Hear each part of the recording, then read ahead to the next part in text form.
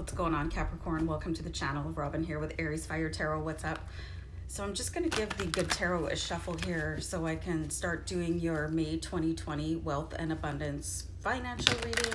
So I hope you find something really interesting in the read, and I do really look forward to understanding which was the most beneficial card for you, or which you felt most connected to. So give me a shout out in the comments and let me know. And just wanted to thank everybody for, being here and subscribing and all your views, because it makes it possible for me to keep on going on my journey, which is to serve you guys through tarot.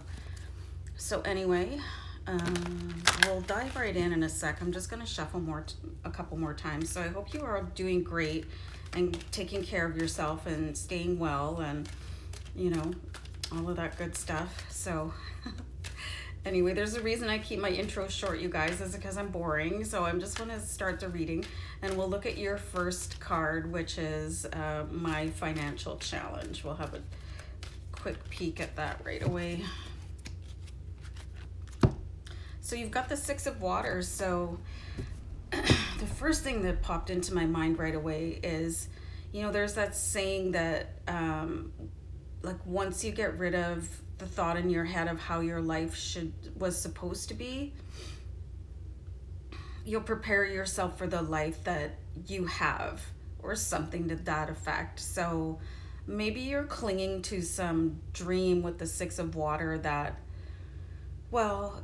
somebody told me when I was a little girl, my knight in shining armor would come in and sweep me off my feet, and I would be living in a castle. Excuse me, hello, where are you? So this could happen, whether you're a lady or a boy or a lady boy, it doesn't matter. We all probably grow up with fantasies of how we're going to live our life. And it can be really, really difficult to let them go. And there's actually something called the princess syndrome, where a lot of women, and I know there's a lot of women on my channel, so I'm just going to speak to the goyles right now.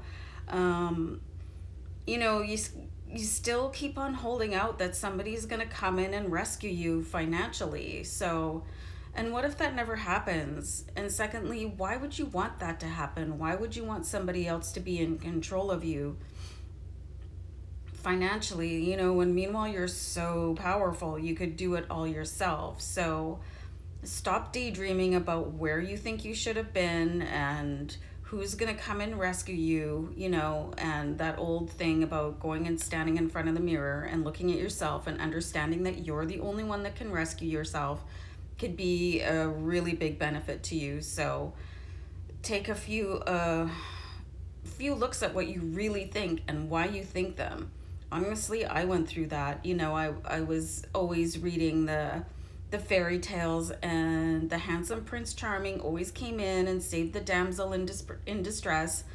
And to some degree, I still kind of hello, where are you? But I've resigned myself to the fact that I'm going to have to take care of myself, right? So, he can still come in, don't get me wrong, but, focus yourself on what you can do for yourself. And again, whatever you identify as out there, this could apply to you. So your financial strengths, you've got the Seven of Waters. So this is good. This is really good. This is super good. So once you start to realize that there's a gazillion options out there for you, you can really start to bloom outwards. You don't have to look at the way that you think that life should have been with this sad wistfulness and, I'm still not Mrs. So-and-so, the billionaire, but here are my options, and here's some really good options, and I'm a really powerful person, and I'm a co-creator of the universe, and I'm going to take control of my financial destiny right now. And meanwhile, somebody can still come in and meet me as my equal, but I don't have to wait for them, and hopefully they come in and sweep me off my feet. Maybe we'll meet as equals, and maybe that's going to be the thing. And if you're single, maybe that's going to be the thing that will bring that person in. Maybe you're not meant to meet them until you're more of equal on not even a financial footing, but understanding how powerful you are footing. Interesting. Seven of Cups really represents having tons of options out there and just putting yourself in alignment with them. There's a whole different energy from, well, you know, what if, and hold on for a second, this is what's going on out here and I'm capable of doing every single thing available out there. So like, which mindset would you rather be in? Like, seriously, maybe sit down and think about that for a sec. And let's see where you will find your financial abundance. So you've got the Seven of Air here. So you've got 2 sevens for your reading. So check out angel number 77. And I know these are really glossy cards and kind of hard to see. Fascinating Seven of Air here. So it's like you can attract things in. Like once you have the right thing to offer the universe, which is always going to be the way that you feel about things, offer your energy. I'm just seeing all these little, what do we got here? Geese, ducks, someone.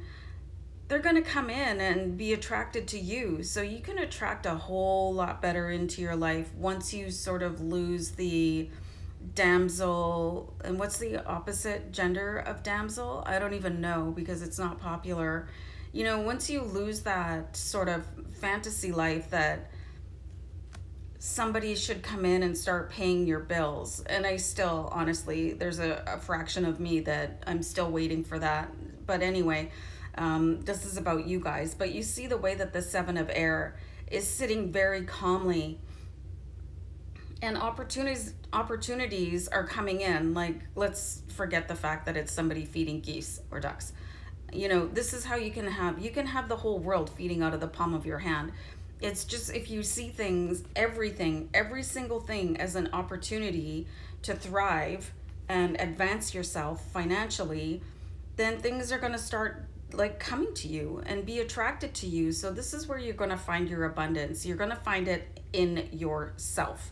And you just have to tweak the way you feel a little bit. And you guys, I don't know why I'm being guided to pull one more card for you, Capricorn. And you guys are special because I didn't get this guidance for any other signs. So hold on for a sec. Let me do one more for you. So you have the Patience card. So this is really interesting. So this is like having patience with yourself, and I'm still seeing that kind of that wistful energy again here. So I really think that that's never going to go away. Like if you had a dream as a child, a little boy or a little girl, it's probably never going to go away. Kind of similar to what I was talking about, you know, knowing that, well, okay, maybe that was a little ridiculous, but it's still always going to be a part of you. And have patience for you as you sort of learn to develop your own law of attraction and how you can sort of move away from the picture in your brain that you had, so that you can really release it and allow your highest timeline to come in, because you can choose your highest timeline. You just have to, and it might not happen overnight. Like for some people it really can happen. They're like, okay, I'm going to change this and do that completely differently starting tomorrow morning.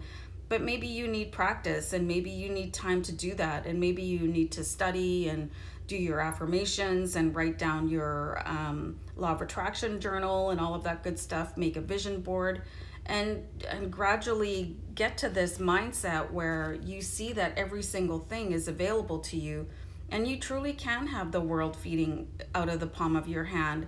You just have to learn how to attract it in. So have patience with yourself as you develop this new mindset. And if you still want to patiently wait for, you know, that dream life to come in, there's nothing wrong with doing it, but understanding that you have the control over all of it is going to be the key.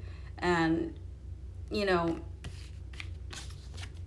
just forget about everything else and move forward. So you have kind of a really romantic view of your life here, and you can still hold on to that, but I think you need to let practicality take the wheel for a while.